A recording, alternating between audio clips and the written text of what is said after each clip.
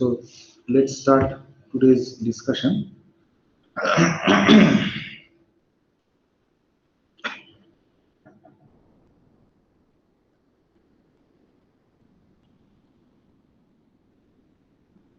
Okay.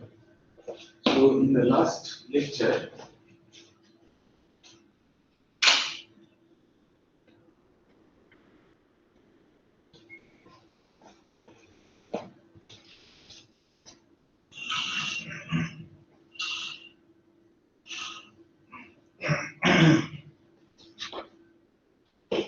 we wrote down the mode expansion. So let me write it down in the continuum case. So this phi is integral d cubed k f k.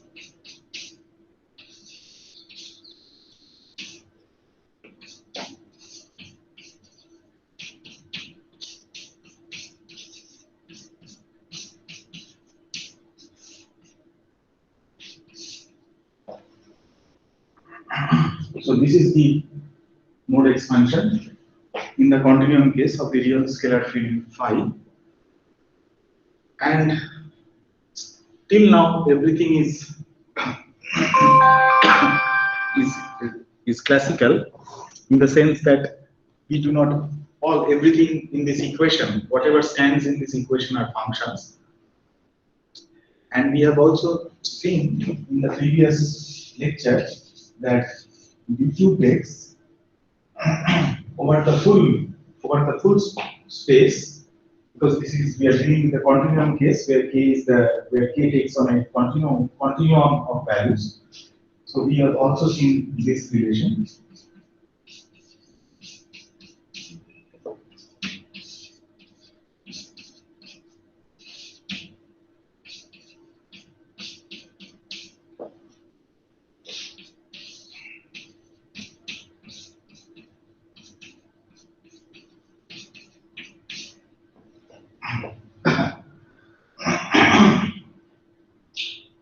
And you know what the form of these functions are. Form of these functions are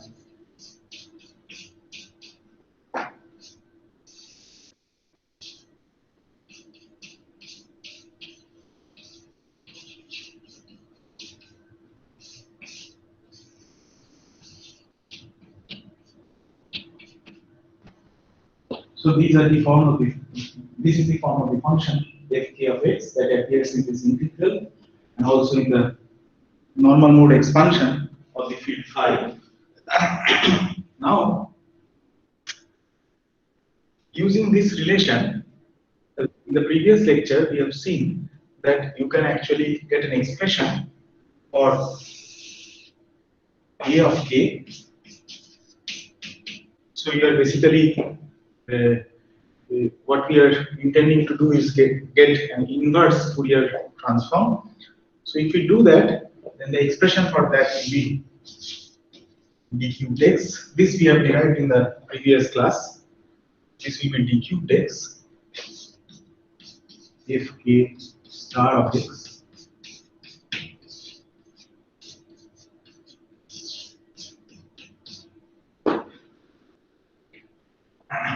is the expression for ak in terms of the field phi. And once you get this expression, you can immediately write what a dagger k is. Actually, I am using since these are classical now, therefore a dagger is basically a complex conjugation. So a dagger k in this case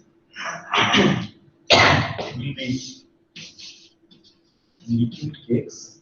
So this will become just fkx, and this will become minus I, and therefore now you can just interchange, use the definition of this del not operator acting on both sides. And if you use the definition, then you get phi x I del 0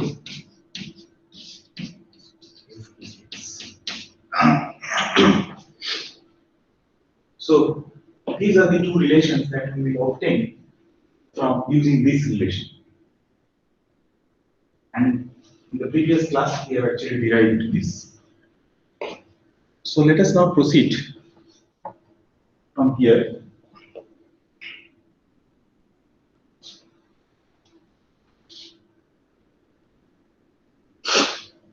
I hope you can see this part of the code now. So now, once we have these relations in place, now we move on to quantization. So let me now carry on the process of quantization. But before quantizing the theory, I shall just go back. I shall just go a little bit back. We remember the action of our theory, right? Or the Lagrangian density. The Lagrangian density was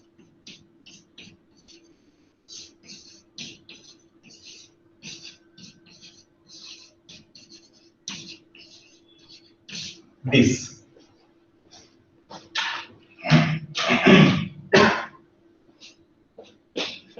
So this was the Lagrangian density. So this is the Lagrangian density. Okay. Now from this form of the Lagrangian density, what we can immediately do is write down what the canonically conjugate momentum is, canonically conjugate to the field phi. Okay. And the expression for that will be,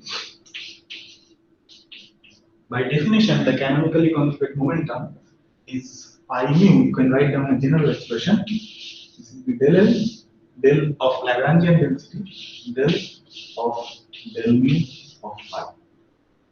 This is by definition the canonically conjugate momentum, the four canonically conjugate four momentum. Now, if I set mu to 0, then I will get pi 0 to be equal to del L, del of del 0 phi. Del 0 phi is basically phi dot. And from this Lagrangian density, you can immediately see that you can write this Lagrangian density as half. I can just, this mu is summed over. Therefore, you get phi dot square, because our signature is mostly negative. Therefore, this will be del 0 phi, del 0 phi. You can bring down the del 0 on top downstairs, and that will give you a phi dot square. And the next term will be del I phi, del up phi. You can once again bring down the I down. You bring the I down, and at the cost of a negative sign, and that will give us del I phi whole square minus m square I square. So this is the expansion of the Lagrangian density in terms of phi dot, del I phi, and obviously m square. The mass term is already there. Now, if you use this Lagrangian density and compute what pi 0 is, it is simple. You can see that by definition, pi 0 is just a derivative of the Lagrangian density with respect to phi dot. So that will just give us phi dot. So it will be 2 phi dot, and 2 will cancel with this 2, and you will get a phi dot. And this pi 0 we actually call phi of x. So this is the canonically conjugate momentum. This is the momentum canonically conjugate to this field phi. Okay? And it is among this field phi and the canonically conjugate momentum phi that we impose the Poisson bracket, equal time Poisson brackets. So what are the equal time Poisson brackets? Between this phi of x vector comma b comma phi of x prime vector comma b. This. So you have pi xt pi, the phi xt pi x prime comma t. So this is an equal time Poisson bracket, and this is just equal to delta function x minus x prime. From the, you can just generalize the definition of Poisson bracket from classical mechanics in terms of fields, and if you generalize that definition, you can see that phi and pi satisfy this Poisson bracket relation. Okay, where pi is nothing but phi 0, and that is equal to phi dot. Okay. Now it is simple to quantize the theory. So I will just show you the full board once again, so you can have a glimpse of the full board. So this is, can you see the full board? Yes, sir. Okay, good. So now we will again go back to the first half of the board. So the left half. So now come back on this side. So once you have the equal time Poisson bracket, so what we can now do is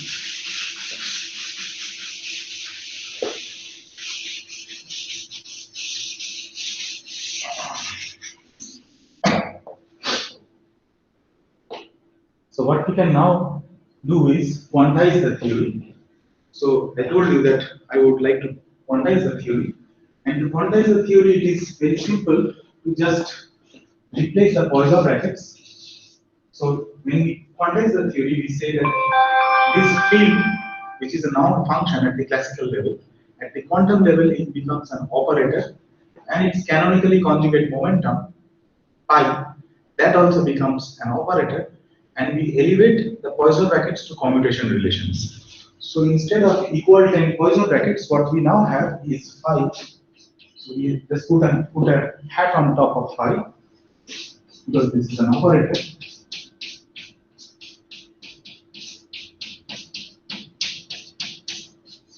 Is at equal times, so that is why it is called equal time commutation relation. And this is a commutator. Instead of a Poisson bracket, we have a commutator now, because these are operators. And this is equal to I h bar, Dirac delta function, three-dimensional Dirac delta function, x minus x prime. So this is what we have. So this is our postulate.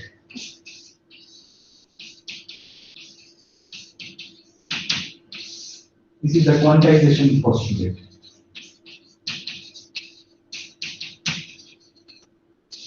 We postulate such a commutation relation among the field operator and its canonically conjugate momentum operator. Since we are working with in natural limits, therefore h bar is 1. Therefore we have this I Dirac delta function.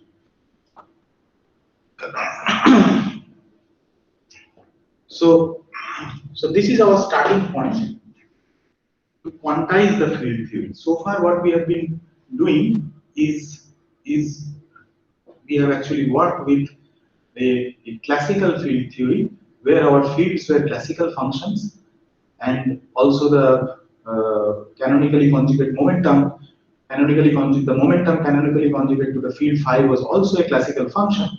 But now, when we move on to quantize the theory, we are now dealing with operators. Phi and pi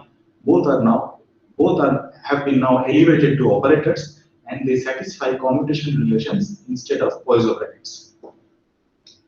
So this is a postulate. This we do not derive. We should not try to derive this. Rather, this is our starting point. And once we postulate such a commutation relation, the aim of quantum field theory is to see the consequences of such a relation, such a commutation relation between the field operator phi and its canonically conjugate momentum operator phi.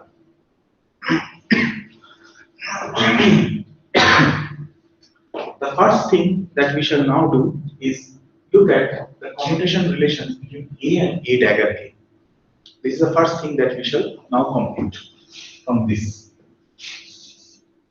So since phi is an operator, and therefore if we move on if you look at the mode expansion or Fourier normal mode expansion of the field phi, you will see that since phi is an operator, therefore on the right hand side should also be an operator. F is a function, it is not an operator. Therefore, the only thing that can be an operator is A. Therefore, A and A dagger both are operators now. And we compute the commutation relation between A and A dagger. So this is our aim now. And we know the expressions for A and A dagger K. These are the expressions. What we need to do is just substitute them in this expression, in this commutation relation. So what we have is a dq text if K star x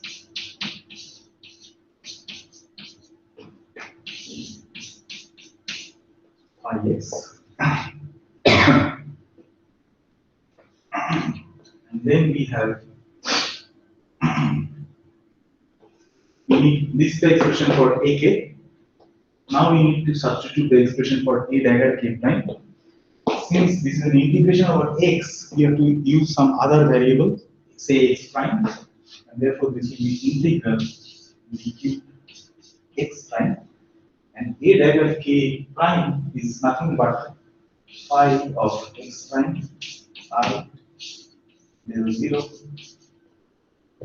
f. Since this is K prime, therefore this must be K prime x prime. So what we need to do is work out this commutation relation that we have now. Is it okay? Yes. Yes, sir. Good.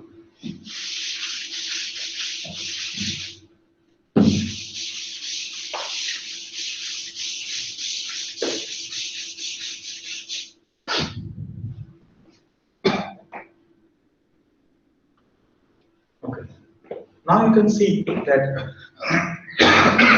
you can actually start from the definition of commutator of two operators. A hat B hat is A hat B hat minus B hat A hat. You can do that, and you can just expand it from the definition. And what you will get by expanding is that you can actually take out these integrals outside the commutation relation. This will become dq text prime. And then you will have a commutation relation of, so this is fk star x. Now you can expand this thing by using the definition of del naught del naught operator acting on both sides. So, okay, so if you use the definition of this del naught operator, see that we get f star kx I del 0 acting on phi first. So that means it is phi dot. But phi dot is nothing but pi. So what we get is pi x. Okay, del naught phi is pi. We have just now seen that. So that is the first term, and the second term is minus I. So the second term will be del 0 f k star x. You can keep the I outside pi of x. This is the second term. So we have used the definition of del 0 operator. Now we have this comma. Now we look at the second term, and this will be pi x prime I del 0 if k prime x prime minus the second term del 0 acts on pi, so that is pi of x prime. So we get I pi of x prime if k prime commutator. Okay.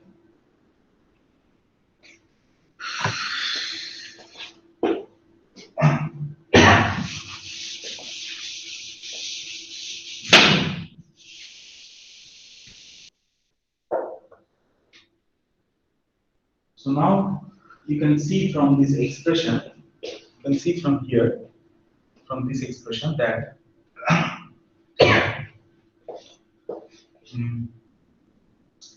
so there will be 4 terms. The first term will be a commutation relation between this term and this term. So that will give us, it is easy to see what it will give us. It is basically a commutator. See, these are functions. Del naught fk prime and fk star, these are basically functions. So this will not create, so this you can just take it outside the commutation relation. But phi and pi, these are operators. So there will be a commutation relation among them. So phi and pi, this will contribute because it is a Dirac delta function.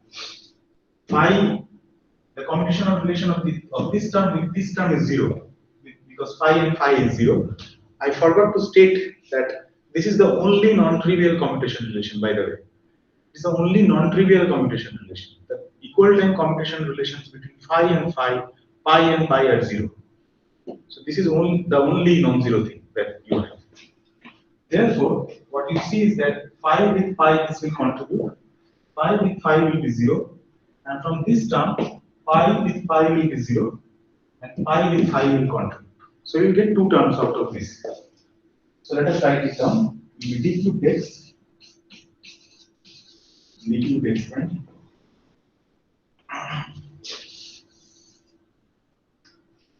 So this will be fk star x.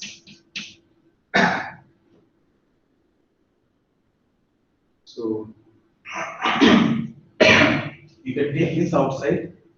You can also, so this with this, so that will give us the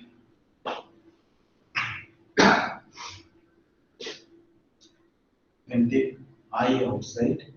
So this I and this I, this I and this I will give you a minus sign.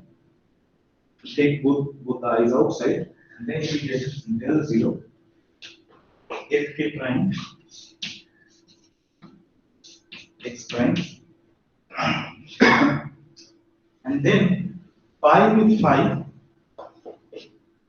that will basically give us the following thing. Phi with phi will give us a minus sign. So you will have, this will become plus I now, Dirac delta function.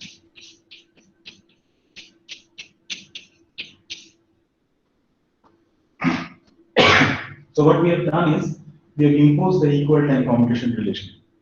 Okay? So this term with this term is taken care of. This term with this term is 0. Now this term with this term is 0. We look at this term. So that will be, so this minus I and this minus I, so that will give us a minus del 0 with k star x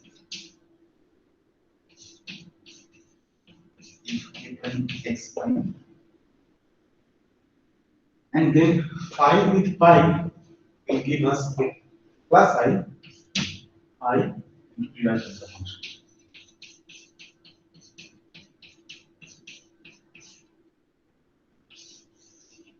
That completes this part. Now you have a single Dirac delta function, so you can perform one of the integrals. Say we perform the x prime integral, we remove this and replace x by x prime.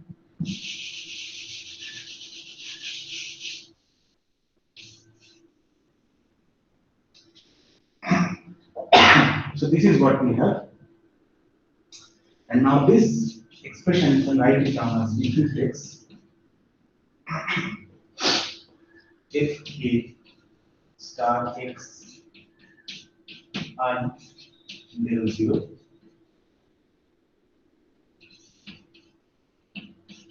fk prime x. So you can combine both these expressions in this way, and we know what the answer of this expression is. We already know what this is.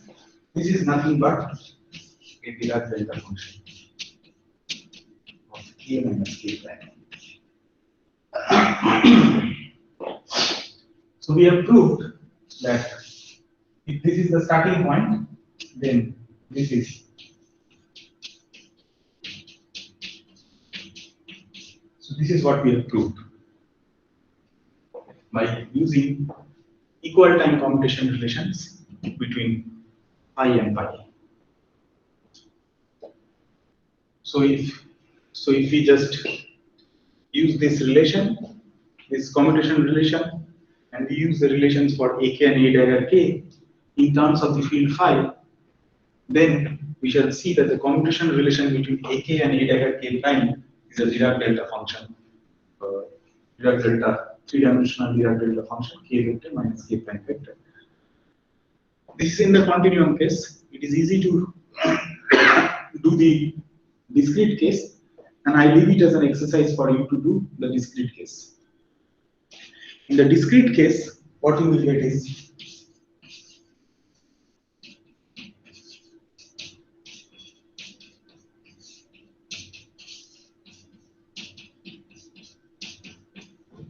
this will be a Kronecker delta instead of a Dirac delta function. Another thing that I would like to mention is that this is the only non-trivial commutation relation between A and A dagger. Only the A and A dagger is a non-trivial commutation relation. You can check for yourself that A with A dagger with A dagger, all are 0. Just as phi and phi commutation is 0, pi and pi commutation relation is 0. Similarly, as a consequence of this, A and A commutation is 0.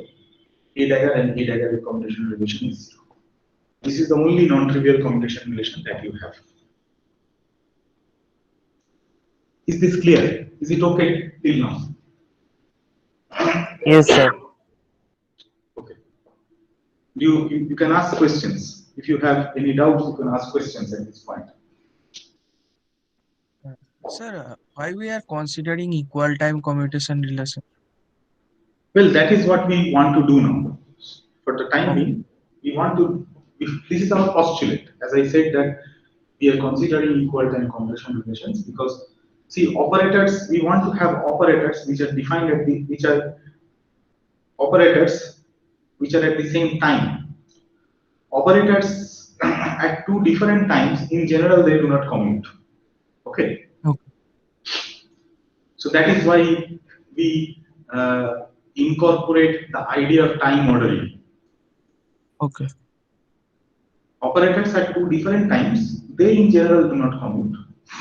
Therefore, we need to be careful when two operators are defined at two different times.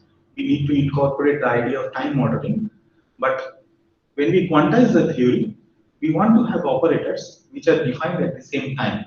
So that is why we only focus on equal time commutation relations. Okay.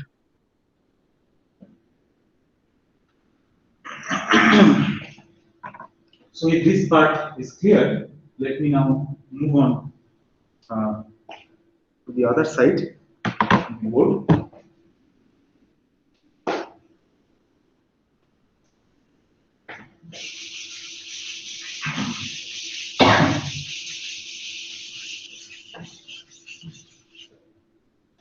Before moving further, let me just mention that since we have already we know what the Lagrangian density of our theory is. This is the Lagrangian density, and we also know what pi is. This is the canonically conjugate. Let us go back to the classical level once again. Okay. So all these are classical fields. So these are classical fields. So these are functions, not operators. So pi is phi dot. What is the Hamiltonian density of our, or what is the full Hamiltonian of our theory, of this scalar field theory? That is a question that we would like to address now. So, as in classical mechanics, you know that you can obtain the Hamiltonian by a Legendre transformation from the Lagrangian density. Therefore, the Hamiltonian density will be defined as phi dot minus Lagrangian density. And what is phi dot? Phi dot, you know the Hamiltonian in classical mechanics, the Hamiltonian is a function of the position as and the momentum. The Lagrangian is a function of the position q and the velocity q dot. But Hamiltonian is a function of q and p. Therefore, similarly in field theory, the Hamiltonian density should be a function of the field variable phi and its canonically conjugate momentum phi. So we have phi dot minus Lagrangian density. So you know the expression of Lagrangian density. You can just substitute it over here. So if you substitute it over here, what we will get is the first term is pi square, and this is also pi square. So there is a minus sign in front. So pi square minus half pi square will give you a plus half pi square, and all these terms will become plus. So our final expression will be half pi square plus derive phi whole square plus m square pi square. And this is obviously, since all the terms are squares, so this is positive definite by construction. And therefore your Hamiltonian is basically Hamiltonian density at this thing is greater than or equal to 0. And therefore your Hamiltonian H is nothing but d cubed of x integral over the Hamiltonian density. That is why this is called the Hamiltonian density. This one. You integrate it over the full volume, the full space, you get a full Hamiltonian of the theory. And this is also greater than or equal to 0. Everything is at the classical level. Now, when we move on to the quantum level, what happens is H becomes an operator. Because the right hand side, all these terms, this is an operator phi hat, derive phi hat, plus m square phi hat square. So Hamiltonian density is an operator, and therefore the full Hamiltonian is also an operator at the quantum level when you quantize the theory. So let me again switch back to the left side of the board.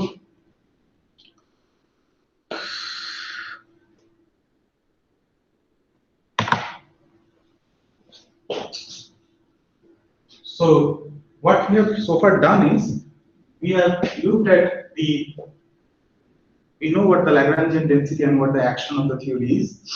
We know what the canonically conjugate momentum is. We have equal time Poisson bracket relations between phi and pi at the classical level. And we know what the full Hamiltonian of the theory is, the Hamiltonian density of the theory is. We know all these things. And then what we have done is we have looked for the classical eigenfunctions, the eigenfunctions of the Klein-Gordon equation.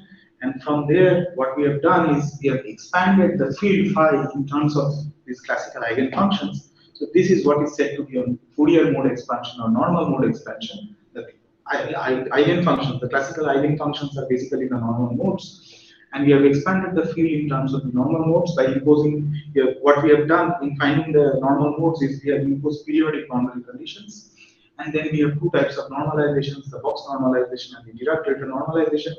And then we have found out certain expressions, the inverse Fourier transforms and things like that. And then our final step was to quantize the theory. What we have done in quantizing the theory is elevate the Poisson bracket between phi and pi to operators and impose equal time computation relations between them. And from there, we have shown that the computation relation between A and A dagger will be of this form. So this is the thing that we have done so far. Now, what we shall do now is we shall introduce another operator.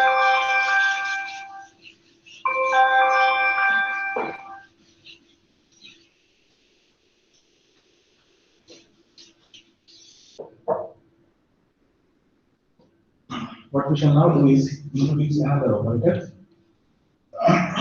which is the number operator. You'll see why this is said to be the number operator.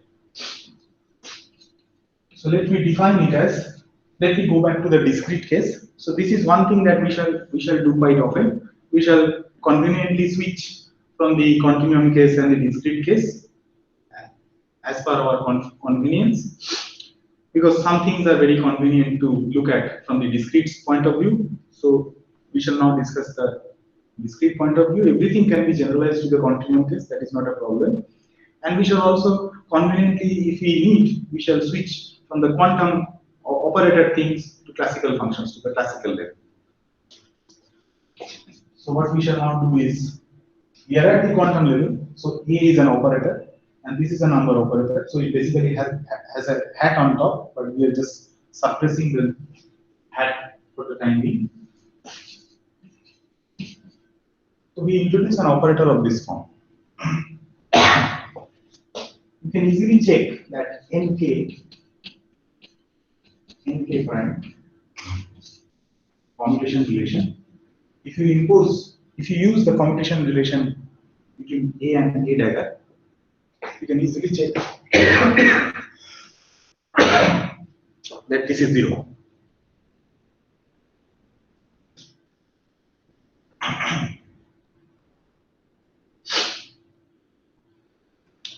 Another thing I would like to mention is that we have seen that from this postulate we have derived the commutation relation between A and A dagger. You can do the other way around. You can impose commutation relation between A and A dagger to be Dirac delta function or Kronecker delta in the discrete case. And then you can show that phi and pi will satisfy this commutation relation. I leave it as an exercise for you to check. Okay? You can do either way around. So using the commutation relation between A and A dagger, you can show that nk and nk prime, this commutation relation is 0. And therefore, we can at once see that nk and these two operators will have simultaneous eigenstates.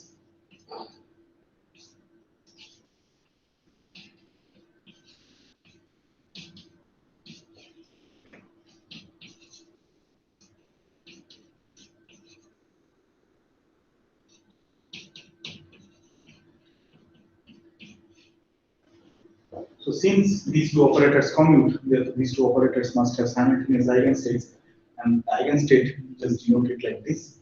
Number operator for momentum k acting on this eigenstate will give an eigenvalue small nk. So this is a number, and then you have the eigenstate. So this is just consequence that these two operators commute among themselves. And now we shall derive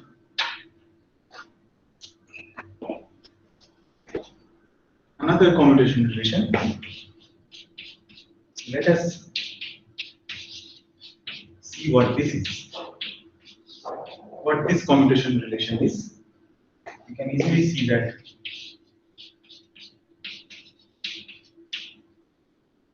so nk is basically A dagger A dagger A prime. A dagger with A dagger is 0. Therefore, you have A dagger A outside, you can take it outside. And AK with A dagger K prime is nothing but a Kronecker delta. This is K delta K prime. So this is what it is. So this commutation relation is nothing but this. In the continuum case, you just have this as a function of K vector, and this becomes a Dirac delta function, three-dimensional Dirac delta. Similarly, you can also see what the commutation relation of nk with A K prime is.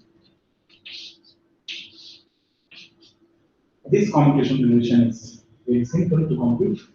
Once again, proceed in the same way. So it will be just A dagger K AK with A of K prime, and then this will contribute with this one. And what we will have is minus A of K delta K prime.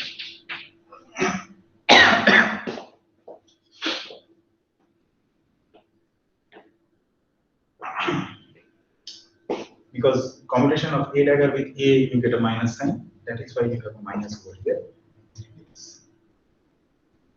Okay.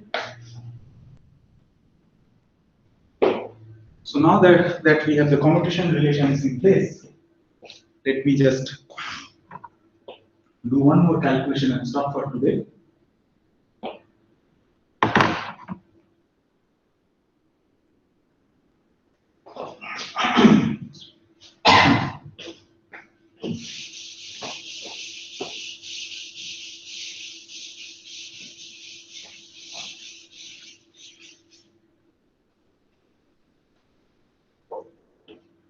let us see what, suppose we have some state nk,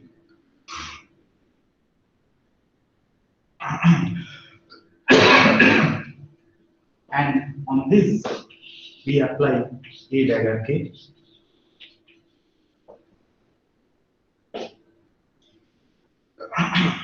So far, we really do not have an interpretation for this nk and this eigenvalue nk. Only thing we know is that this capital Nk is an operator which is basically a dagger k, ak, and this operator has an eigenstate like this, and we label the eigenstates of that operator by the eigenvalues, and the eigenvalues are nk.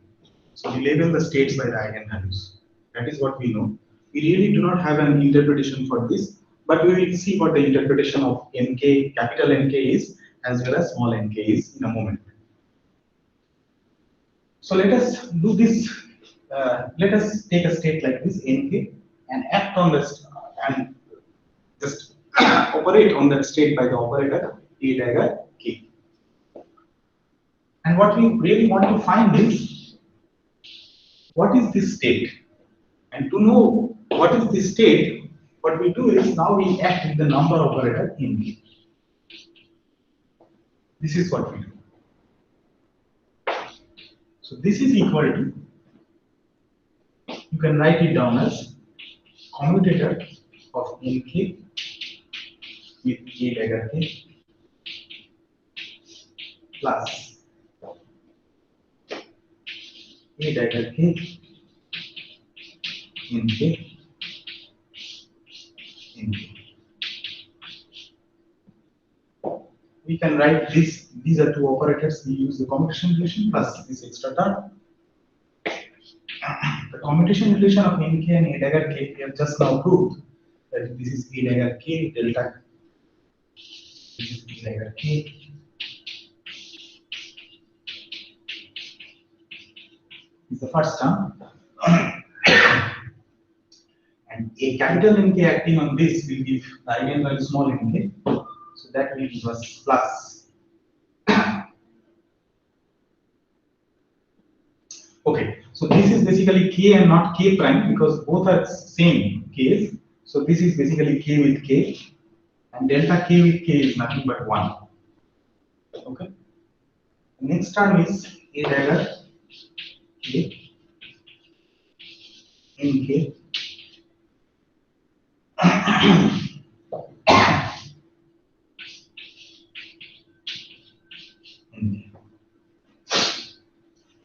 Therefore, this is nk plus 1 a dagger k.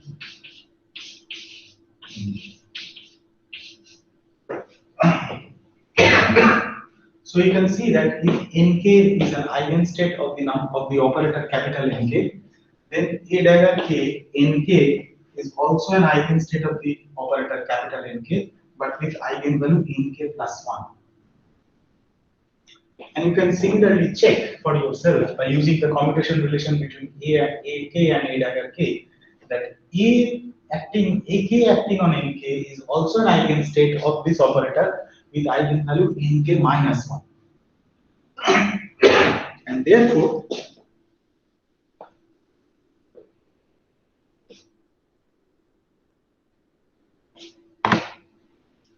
what we have is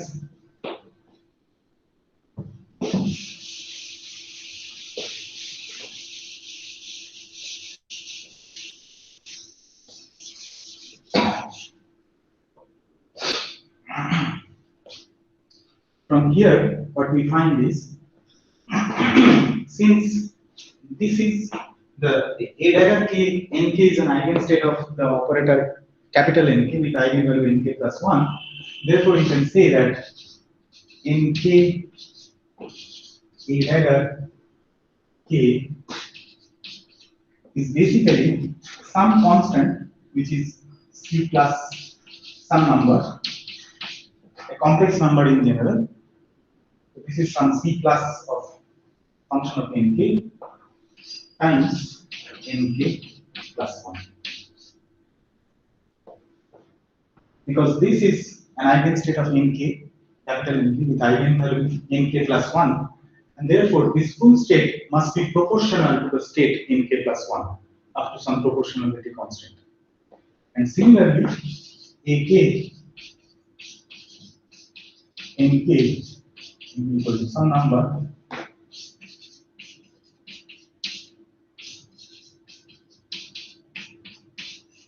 is. Is this okay?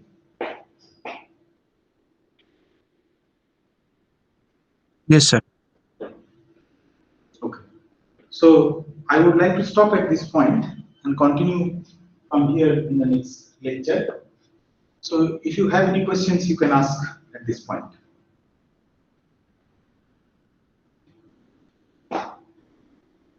Sir, the form of the number operator that we are considering here, are we directly taking it from the quantum mechanical Yes. problem? Yes, absolutely. Okay. Excuse me. The form of the number operator nk. So far we do not know whether this is a number really a number operator or anything. Yes. But we just define an operator which is the product of a dagger k ak. Okay. Later on we will see what the interpretation of this operator is. And also we need to know what the interpretations of a and a dagger are. Okay. So up to now, nk is just any eigenvalue of the state nk. It is not Small just n. yeah. Correct. We need to get the interpretations of capital NK, AK, A dagger K, and the small nk. We need to have interpretation for all these things. Oh. Which we will do probably will complete in the next class. Okay, sir. Okay? Okay, sir.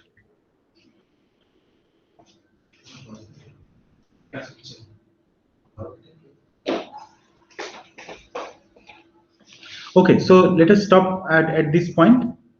So